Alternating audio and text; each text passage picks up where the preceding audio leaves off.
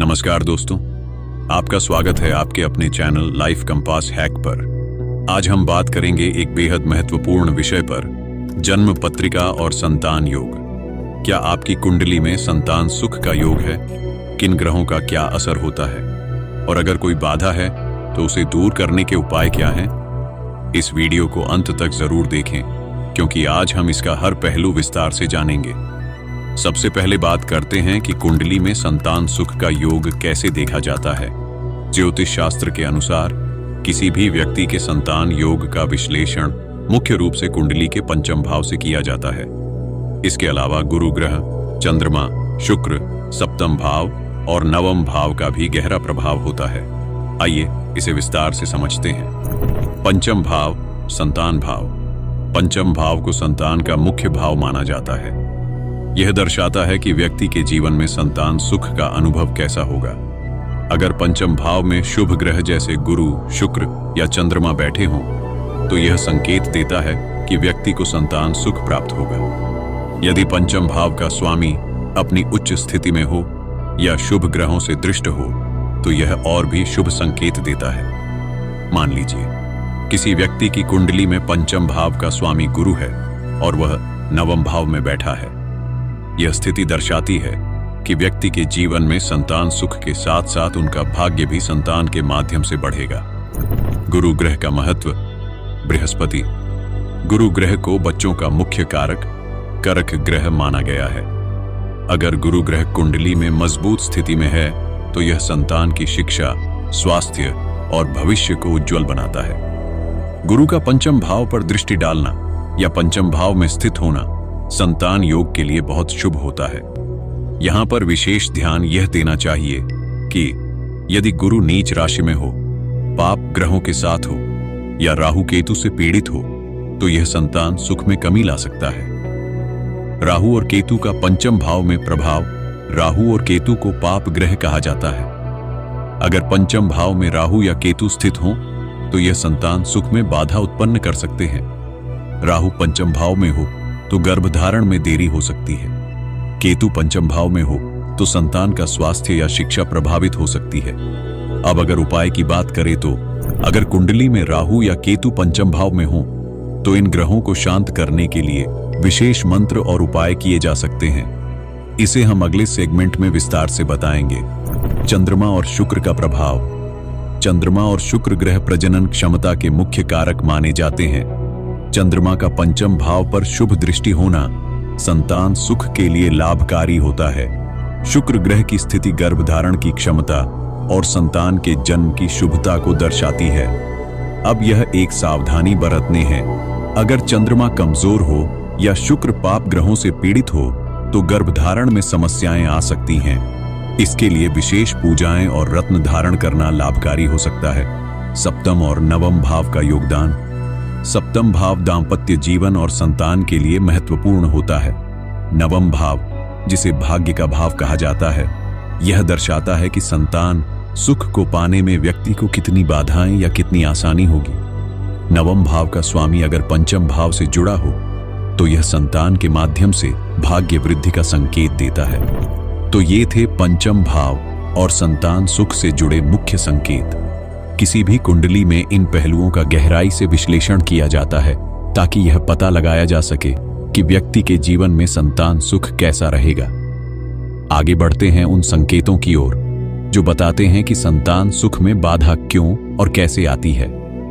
अब इस सेगमेंट में हम बात करेंगे संतान सुख में बाधा के संकेत के ऊपर। अब बात करते हैं उन ज्योतिषीय संकेतों की जो यह बताते हैं कि कुंडली में संतान सुख में बाधा क्यों और कैसे आती है। जन्म पत्रिका में ग्रहों की स्थिति और उनके आपसी संबंध यह निर्धारित करते हैं कि व्यक्ति के जीवन में संतान सुख मिलेगा या नहीं। अगर कोई बाधा है तो उसके पीछे कौन कौन से ज्योतिषीय कारण हो सकते हैं, आइए इसे विस्तार से समझते हैं। पंचम भाव पर पाप ग्रहों का प्रभाव। पंचम भाव को संतान का मुख्य भाव माना जाता है। जब पंचम भाव में पाप ग्रह जैसे राहु, केतु, शनि या मंगल स्थित होते हैं तो संतान सुख में बाधाएं उत्पन्न होती हैं। राहु पंचम भाव में हो तो यह गर्भधारण में देरी, बार बार गर्भपात या संतान के स्वास्थ्य में समस्या का संकेत देता है। शनि पंचम भाव में हो तो यह संतान सुख में देरी और कड़े संघर्ष का कारण बन सकता है। उदाहरण की बात करें तो यदि किसी व्यक्ति की कुंडली में पंचम भाव में राहु स्थित है और वह गुरु या चंद्रमा को भी प्रभावित कर रहा है तो यह स्थिति गर्भधारण में कठिनाई या संतान के स्वास्थ्य पर नकारात्मक प्रभाव डाल सकती है। पंचम भाव का स्वामी कमजोर होना। पंचम भाव का स्वामी यदि नीच राशि में हो या पाप ग्रहों से पीड़ित हो तो संतान प्राप्ति में बाधाएं आ सकती हैं। पंचम भाव का स्वामी अस्त कंबस्टर हो तो इसका प्रभाव व्यक्ति की प्रजनन क्षमता पर पड़ता है। कुछ विशेष संकेत की बात करें तो यदि पंचम भाव का स्वामी छठे, 8वें या 12वें भाव में स्थित हो तो यह संतान सुख में बड़ी बाधा बन सकता है। यह स्थिति संतान के जीवन में स्वास्थ्य संबंधी समस्याओं या शिक्षा में कठिनाई का भी कारण बन सकती है। नवम और सप्तम भाव की कमजोर स्थिति। नवम भाव भाग्य का भाव और सप्तम भाव दाम्पत्य जीवन का भाव भी संतान सुख पर गहरा प्रभाव डालते हैं। यदि नवम भाव में राहु या केतु हो तो व्यक्ति को अपने भाग्य के कारण संतान सुख में देरी हो सकती है। सप्तम भाव में पाप ग्रहों का प्रभाव दाम्पत्य जीवन में तनाव पैदा करता है जिससे गर्भधारण में समस्या आ सकती है। चंद्रमा और शुक्र का कमजोर होना। चंद्रमा और शुक्र ग्रह प्रजनन क्षमता और मानसिक शांति के मुख्य कारक हैं। अगर चंद्रमा कमजोर हो या राहु केतु से पीड़ित हो तो यह गर्भधारण में मानसिक तनाव और भावनात्मक अस्थिरता का कारण बनता है। शुक्र ग्रह कमजोर हो तो यह शारीरिक कमजोरी और संतान सुख में बाधा का कारण बन सकता है। उपाय की बात करें तो चंद्रमा को मजबूत करने के लिए AUM सोम सोमाय नमः मंत्र का जाप करें। शुक्र के लिए सफेद चीजें जैसे दूध, चावल या मिश्री का दान करें। पितृदोष और उसके प्रभाव। पितृदोष का संतान सुख पर गहरा प्रभाव होता है। यदि कुंडली में नवम भाव या सूर्य कमजोर हो और राहु केतु के प्रभाव में हो तो यह पितृदोष का संकेत देता है। पितृदोष के कारण संतान प्राप्ति में देरी या संतान के जीवन में समस्याएं आ सकती हैं। उपाय की बात करें तो अमावस्या के दिन पितरों का तर्पण करें, घर में गाय को हरा चारा खिलाएं और पीपल के पेड़ की पूजा करें। मंगल और शनि का संयोजन। यदि पंचम भाव में मंगल और शनि का संयोजन हो तो यह गर्भधारण में कठिनाई, गर्भपात या संतान के जन्म में बाधा का कारण बन सकता है। यह संयोजन संतान के स्वास्थ्य और व्यक्तित्व पर भी नकारात्मक प्रभाव डाल सकता है।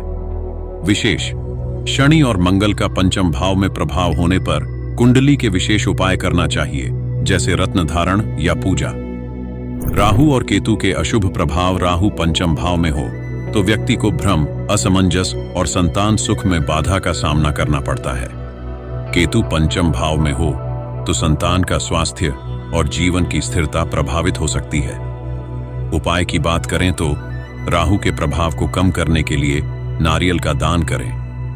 केतु को शांत करने के लिए काले तिल और सरसों का दान करें। तो ये थे कुंडली में संतान सुख में बाधा के ज्योतिषीय संकेत। अगर आपकी कुंडली में इनमें से कोई भी स्थिति है तो इसे पहचानना और उचित उपाय करना बेहद जरूरी है। अगली सेगमेंट में हम आपको इन बाधाओं को दूर करने के प्रभावी ज्योतिषीय उपाय बताएंगे। यह है हमारा सेगमेंट 3, संतान योग को मजबूत करने के उपाय।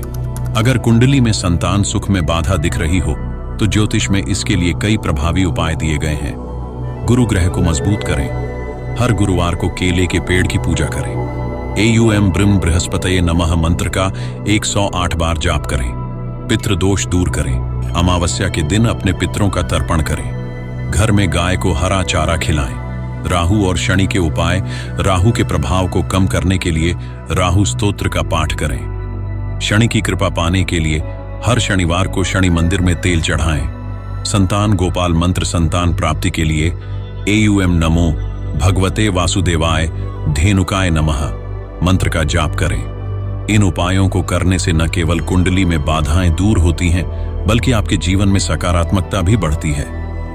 तो दोस्तों, आज के इस वीडियो में हमने जाना कि कुंडली में संतान योग कैसे देखा जाता है, किन ग्रहों का असर होता है और संतान सुख में बाधाओं को कैसे दूर किया जा सकता है।